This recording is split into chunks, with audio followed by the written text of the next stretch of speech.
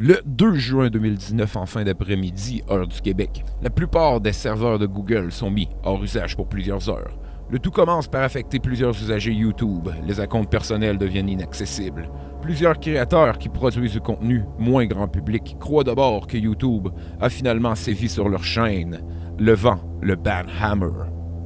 Après plusieurs minutes, le site web en entier devient inaccessible, et ce, à la grandeur du nord-est des États-Unis et des provinces canadiennes du Québec, proches de ce territoire. C'est alors que plusieurs usagers Twitter se mettent à partager leur expérience. Plusieurs différents serveurs semblent maintenant hors fonction.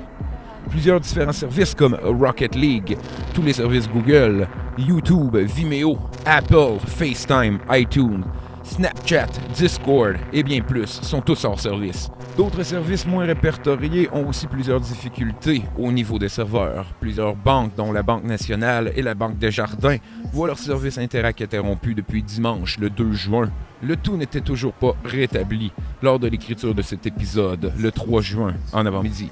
La consternation fait place au questionnement. Qu'est-ce qui peut bien causer une défaillance généralisée de plusieurs services Internet majeurs à travers deux grands pays comme les États-Unis et le Canada? C'est alors que le questionnement mène à la conspiration et plusieurs ont leur propre théorie. So I'm trying to figure out what happened here. Was there something online today that they didn't want us to see video of?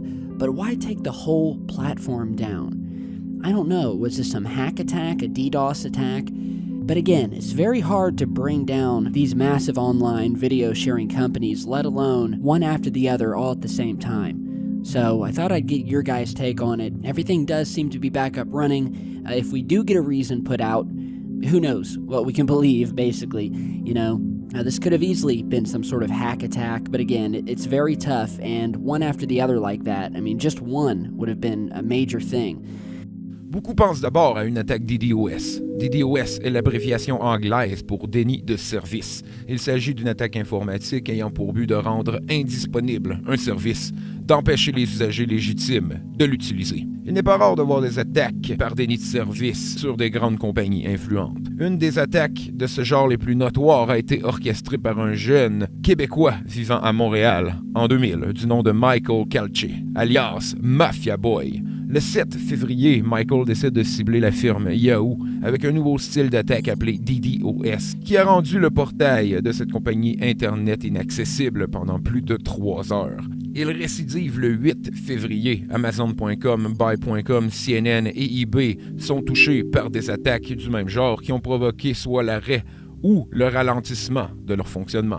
Le lendemain, le 9 février, il s'attaque à E-Trade et ZDNet. Les déboires de Mafia Boy coûtent 1,7 milliard à plusieurs multinationales américaines. Il fait face à 66 chefs d'accusation. Il fut condamné à 8 mois de prison dans un centre de détention pour jeunes étant mineurs et travaille maintenant comme hacker virtueux qui aide plusieurs compagnies à sécuriser leur architecture.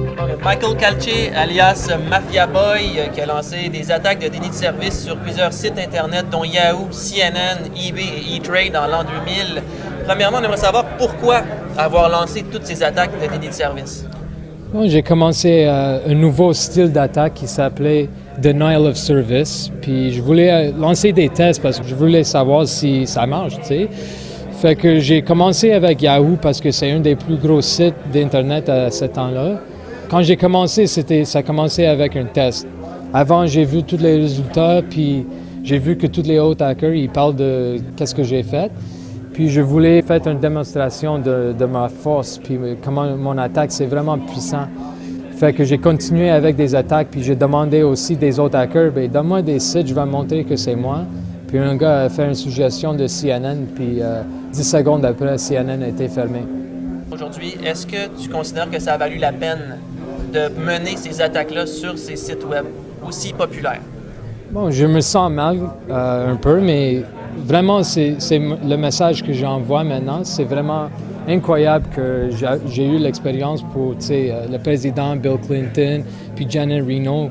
Je trouve ça, c'est merveilleux que tout le monde, ils savent maintenant que c'est vraiment, il y a des exploits qui existent, puis l'Internet, c'est pas assez secure que tout le monde a pensé.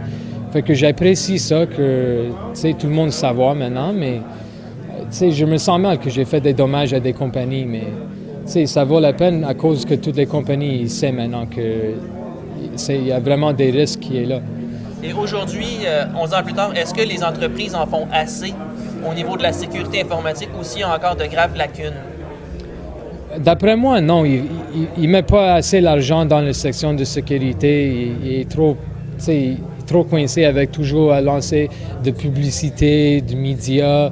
Puis ils juste veulent que tout le monde achète leurs produits. Puis il ne met pas assez de sécurité là-dedans parce qu'il pense que tout le monde, il s'en fout de ça anyways. Il va juste acheter, puis il fait des ventes, puis c'est tout. Il ne met pas assez de sécurité là-dedans. Est-ce que Internet est plus dangereux aujourd'hui qu'il ne l'était en l'an 2000?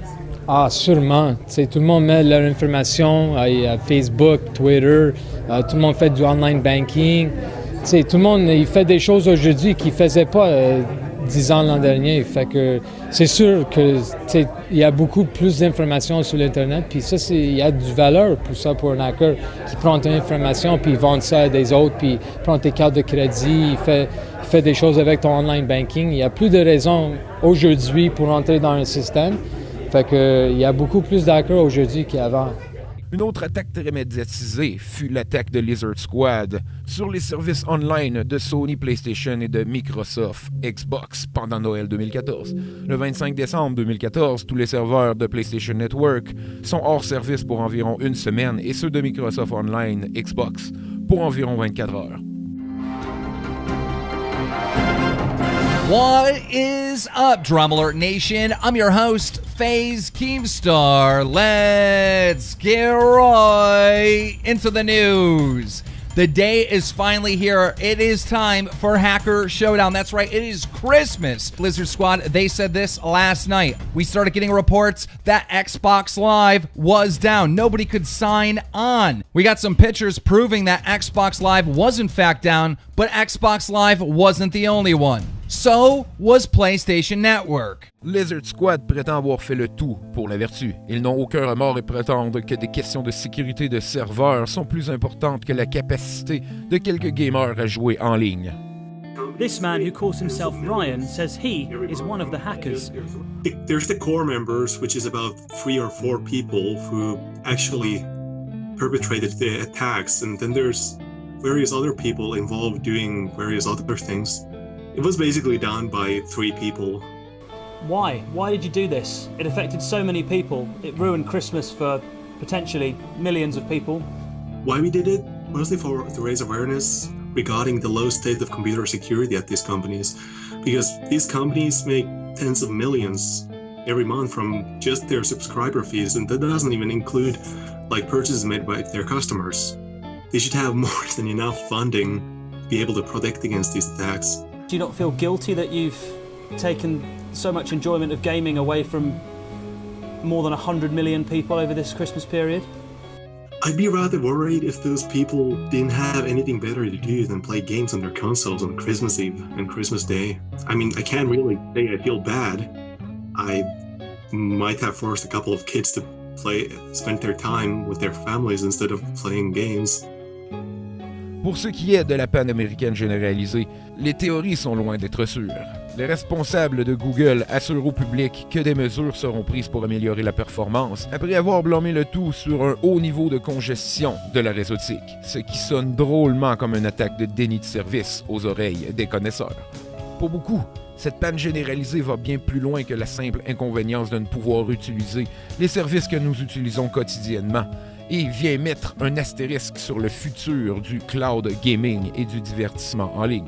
Plus nous avançons, plus la technologie se tourne vers des services en ligne. Nos habitudes de magasinage, nos finances, notre divertissement, nos informations, et pour plusieurs personnes, nos carrières et nos vies professionnelles deviennent tous de plus en plus dépendantes de l'Internet.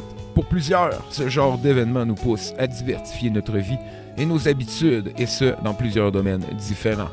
Mais l'humain évite d'oublier et de retomber dans ses vieilles habitudes aussitôt que les temps difficiles sont derrière. La bêtise humaine n'a de limite que l'infini. C'est tout pour cet épisode. N'oubliez pas de vous abonner, de faire like et de partager si vous aimez cette vidéo. C'est grâce à cette interaction et votre participation que la chaîne se fait connaître et qu'elle continue à perdurer.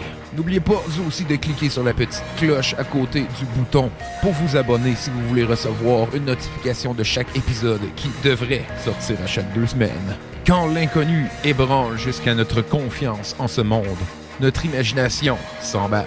Mais les vrais mystères, ceux qui défient toute explication rationnelle, ne sont-ils pas une porte ouverte sur la véritable connaissance?